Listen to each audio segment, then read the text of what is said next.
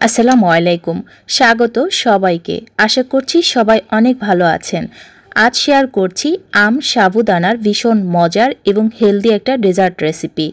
এই ডেজার্টটা তৈরি করতে কোনো জেলাটিন বা আগার আগার পাউডার লাগবে না। খুবই ঝটপট তৈরি করা যায়। গরমে ঠান্ডা ঠান্ডা এই ডেজার্ট বা ড্রিঙ্কসটা খেতে ভীষণ ভালো লাগে। চলুন তাহলে এই ডেজার্টটা তৈরি করতে কি কি লাগছে দেখে নেই। ড্রিঙ্কসটা তৈরি করার জন্য প্রথমে আমি জাল করে নেওয়া 2 কাপ তরল দুধ নিয়ে নিচ্ছি। 3 কাপ দুধকে 2 কাপ করে নেবেন। এরপর এর ভিতরে দিয়ে দিচ্ছি 1/3 কাপ চিনি। চিনির পরিমাণটা আপনারা আপনাদের টেস্টের উপরে বা আমের মিষ্টির উপর নির্ভর করে কম বা বেশি দিতে পারেন।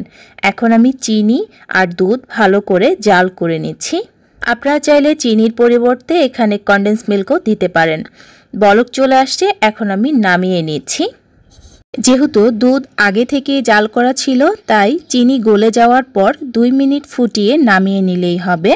অন্যদিকে সাগু সেদ্ধ করে নিচ্ছি। এখানে পর্যাপ্ত পরিমাণে পানি নিয়ে নিয়েছি। এর ভিতরে 1/3 কাপ পরিমাণ সাগু বা সাবু 5 মিনিটের মতো ভিজিয়ে রেখে তারপর পানির ভিতরে দিয়ে 5-6 মিনিট সাগুগুলোকে ফুটিয়ে সেদ্ধ করে নিব। সাগু না ভিজিয়েও রান্না করা যায়, তবে সাগু যদি ভিজিয়ে রান্না করেন সেক্ষেত্রে সময়টা অনেক কম লাগে। যখন দেখবেন সাগুগুলো অনেকটাই স্বচ্ছ হয়ে গিয়েছে সেই পর্যায়ে আমি সাগুগুলোকে নামিয়ে ঠান্ডা পানি দিয়ে কয়েকবার ধুয়ে নিব। এতে সাগুগুলো ঠান্ডা হয়ে যাওয়ার পর একটা সাগু আরেকটা সাগুর সাথে লেগে যাবে না। অনেকটাই বলতে গেলে রান্নার পর সাগুগুলো ঝরঝরে থাকবে।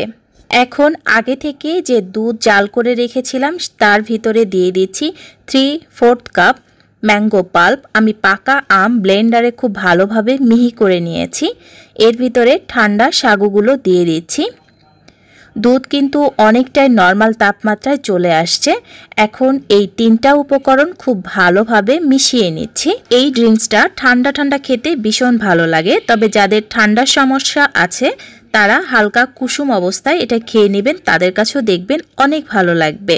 এখানে দিয়ে দিচ্ছি কুচি করা 1/4 কাপ আম। এই আমগুলো ড্রিঙ্কসটা খাওয়ার সময় যখন মুখে পড়বে তখন ভীষণ ভালো লাগে। খুব ভালোভাবে মিশিয়ে নিয়েছি। এখন এর ভিতরে ম্যাঙ্গো এসেন্স দিয়ে দিচ্ছি 1/4 চা চামচ। এটা অপশনাল, হাতের কাছে থাকলে দিবেন, না থাকলে না দিলেও হবে। খুব ভালোভাবে মিশিয়ে আমি পরিবেশনে চলে যাচ্ছি। আশা করছি পাকা আমের এই ভরা মৌসুমে আপনারা বাসায় ট্রাই করে আমাকে জানাবেন কেমন হয়েছে। বাচ্চারাও কিন্তু ভীষণ পছন্দ করবে। আজকের মতো রাখছি, আবার কোনো নতুন ভিডিও নিয়ে চলে আসব। সেই পর্যন্ত সবাই অনেক অনেক ভালো থাকবেন।